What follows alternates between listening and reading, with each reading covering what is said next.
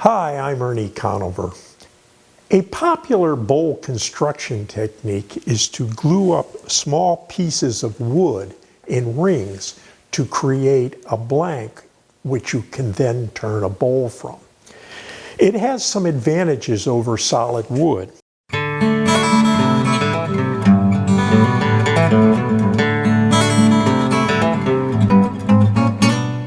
Because solid wood will not change much along the grain, but it is going to move on a day-to-day basis across the grain.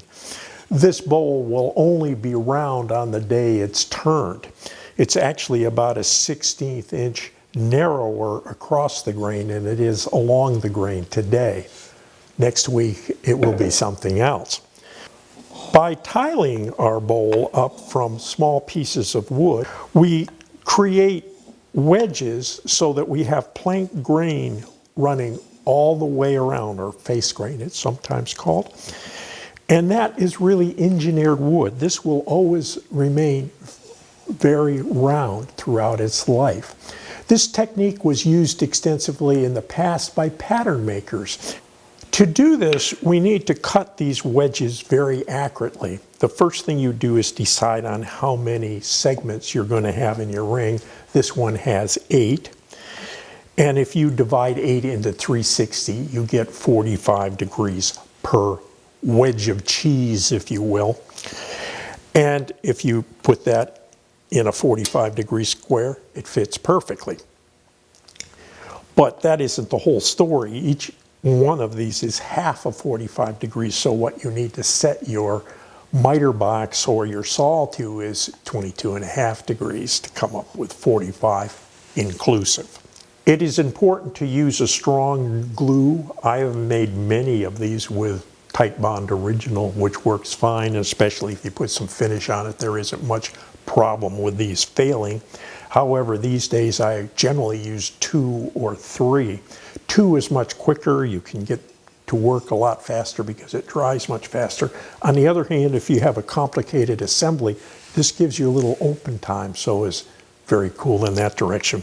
While it's possible to make these miters with a miter gauge that comes with your table saw, your chance of getting great accuracy and precise lengths to these pieces is minimal with that device.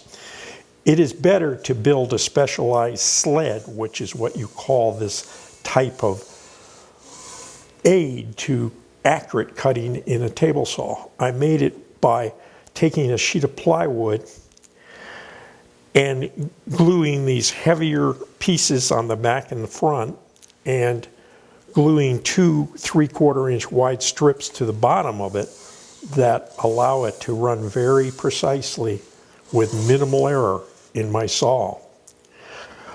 After you're done, of course, you cut it in half, and that's why you have these heavy blocks here to keep it together. The real strength is in this. I've painted the center section red so that I don't put my hands, especially my thumbs, anywhere inside that and get nicked by the blade. I keep my hands well outside of that zone when I'm placing the pieces.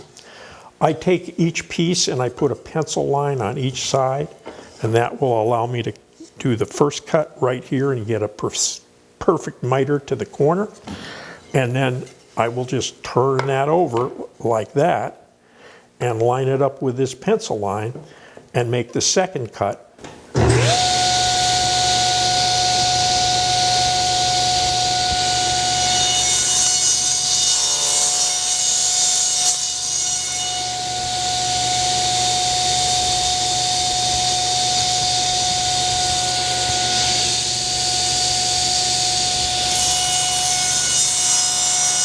Once you've made the first cut, you can just turn the piece over and come back to here, make your second one, and just flip them back and forth and make the rest of the cuts pretty handily.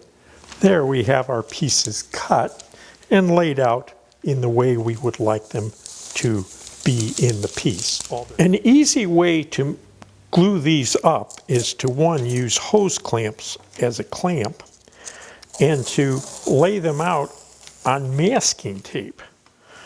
So I just take the first one and I put it down like this, carefully on that masking tape. And then I put the next one down, and I keep going like this until I have them in one big long chain. And I can now just wrap this right up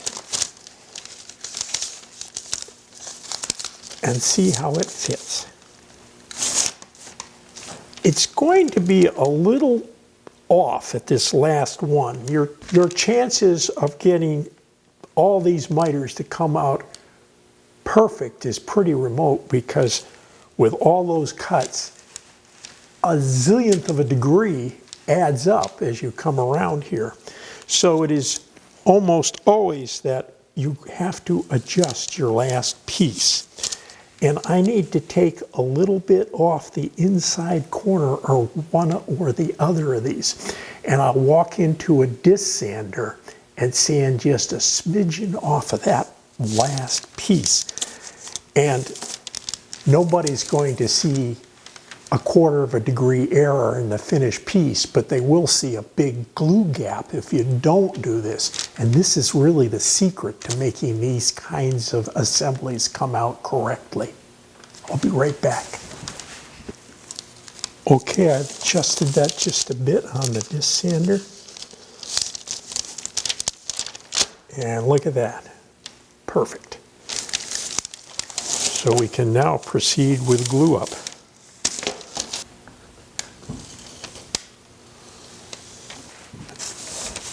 And just bring this around like that. Lay it flat on the bench. And then just bring that tape down like that. Now we'll set our hose clamp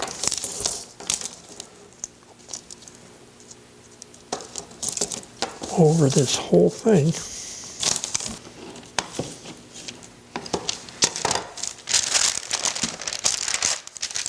And there is our finished glue up. From here you would glue up smaller and smaller stacks and then put a solid piece in the middle.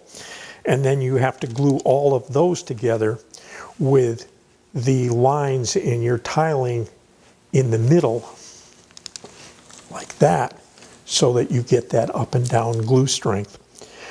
Once it's dry, turning these is fun. You can actually completely turn them with scrapers if you want to, because you're always turning plank grain. There is none of the difficulty that you have in turning normal faceplate work, because you just aren't hitting end grain all that much.